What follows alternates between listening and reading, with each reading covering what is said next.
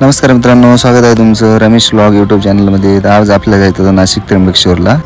तर निघण्यासाठी ऑलरेडी आम्हाला उशीर झाला होता, त्यामुळे आम्ही लगेच एक रिक्षा पकडली आणि बस स्टँडला निघून गेलो। बस स्टॉपला आल्यावर आपली बस पण आली होती। मग पटकन बसमध्ये चढून घेतले, सीट वगैरे बघून घेतली आणि मस्त सीट।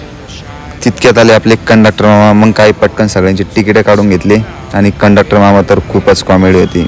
ती म्हटली मी पण येणार का तुमच्या ब्लॉगमध्ये? म्हणलं तुम्ही पण येणार, फक्त व्हिडिओ बघा, लाईक करा, शेअर करा आणि कमेंट पण करा। बसच्या बाहेरील व्ह्यू तर इतका भारी दिसत होता। मग म्हटलं चला तुम्हाला पण दाखवून देऊ व्ह्यू। निखिल तर मस्त गार झोपला होता। युवराज सिंगची पण एक मस्त झोप झालेली होती। बसमध्ये मी तर खूपच बोर झालो होतो। ताईने पण एक गोड स्माईल दिली।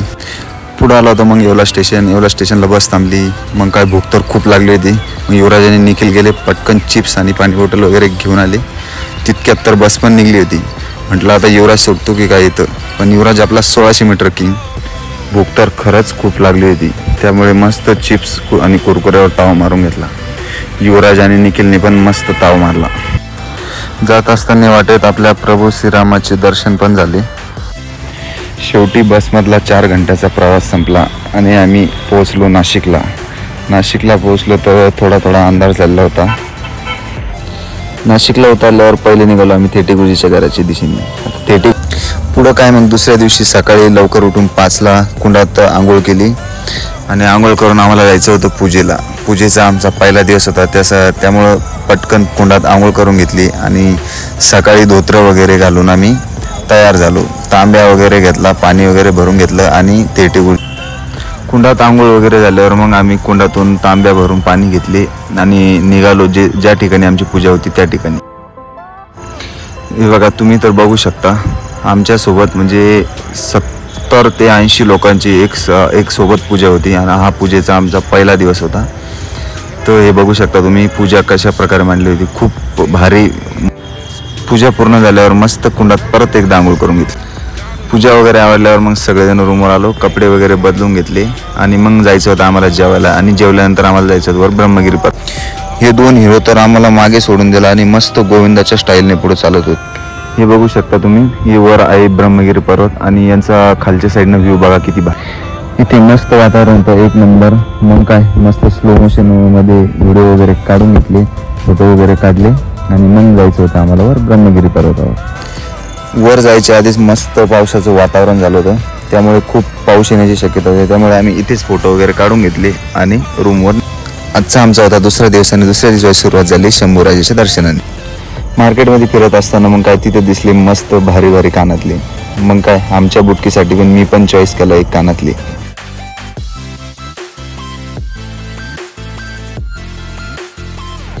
तर केस कापायचे होते, त्यामुळे मस्त आम्ही आधीच फोटो वगैरे व्हिडिओ वगैरे सगळे काढून घ्यायचं ठरवलं। मग मस्त आम्ही व्हिडिओ वगैरे काढून घेतले। मंदिराजवळ आम्ही फोटो व्हिडिओ वगैरे काढून घेतले आणि मग निघालो आम्ही वर पर्वताकडे। वर जात असताना रस्त्यात आम्हाला एक डॉगेश बाय भेटली। डॉगेश बायला बिस्किट वगैरे खाऊ घातले आणि युवराजने थोडी मस्ती पण करून घेतली डॉगेश बायसोबत। वरती ब्रह्मगिरीवर जाऊन आम्हाला गोदावरी नदीचा उगम बघायचा होता, त्यामुळे मग काय मस्त थोडी मस्ती वगैरे करत व्हिडिओ वगैरे करत आम्ही निघालो वर पर्वताच्या दिशेने। मला काढायचा होता एक शाहरुख खानच्या सारखे पोज देऊन एक व्हिडिओ। मी खूप 3-4 वेळेस ट्राय केला, बट मला काही एवढा भारी जमला नाही, त्यामुळे मला खूप हसू येत होतं। मला तर काही एवढी भारी जमली। मग आपल्या युवराज भाऊने बघा किती मस्त पोज दिली, एक नंबर। पूर्ण वर तर जाणं काही शक्य झालं नाही, त्यामुळे मग आम्ही निघालो परत खाली येत असताना आम्हाला परत एक डॉगेश बाईची जोडी भेटली। मग ज्या लोकेशनहून मस्त व्ह्यू दिसली त्या लोकेशनहून व्हिडिओ घेऊन वाटेत येत असताना आपल्या बजरंगबलीचं पण दर्शन झाले। शेवटी आला होता माझा टकली करायचा टाइम। मग काय युवराज भाऊने मस्त माझा एक व्हिडिओ घेऊन टाकला टकली करताना। कमेंटमध्ये नक्की सांगा मी टकली केल्यावर कसा दिसत। निखिल तर मस्त डॉगेश बाईसोबत मस्ती करत बसला होता। आजचा होता आमचा तिसरा म्हणजे शेवटचा दिवस। आज आम्हाला जायचं होतं त्र्यंबकेश्वर मंदिरामध्ये। हे बघू शकता मित्रांनो तुम्ही, त्र्यंबकेश्वरचं एकदम मस्त विशाल कुंड। याच्यात आम्ही 3 दिवस रोज सकाळ संध्याकाळ आंघोळ करायचो। हे बघा किती क्यूट बाळ आहे ना, हे तर आम्हाला सोडायलाच तयार नव्हतं।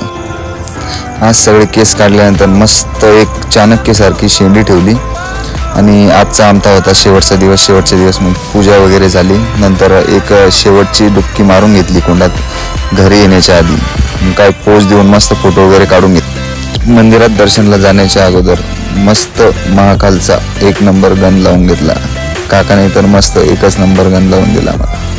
नंतर निखिलने पण मस्त सेम माझ्यासारखा गन लावून घेतला. नंतर आम्ही फूल नारळ वगैरे घेतले आणि नंतर आलो आम्ही दर्शनाच्या बारीमध्ये तर खूपच गर्दी होती. हे बघा मित्रांनो, डॉगेश भाई पण दर्शनासाठी रांगेत नंबर लावून बसले. हे बघू शकता तुम्ही बारीत दर्शनासाठी किती गर्दी होती. आणि हे बघा 12 ज्योतिर्लिंगापैकी एक असलेलं म्हणजेच नाशिक त्र्यंबकेश्वर येथील ज्योतिर्लिंग बघू शकता तुम्ही प्राचीन. आणि अशा प्रकारे मित्रांनो आज आपला ब्लॉग इथे संपला आहे. आणि इथपर्यंत बघितला असेल तर कृपया लाईक, कमेंट, शेअर करा आणि प्लीज सपोर्ट करा.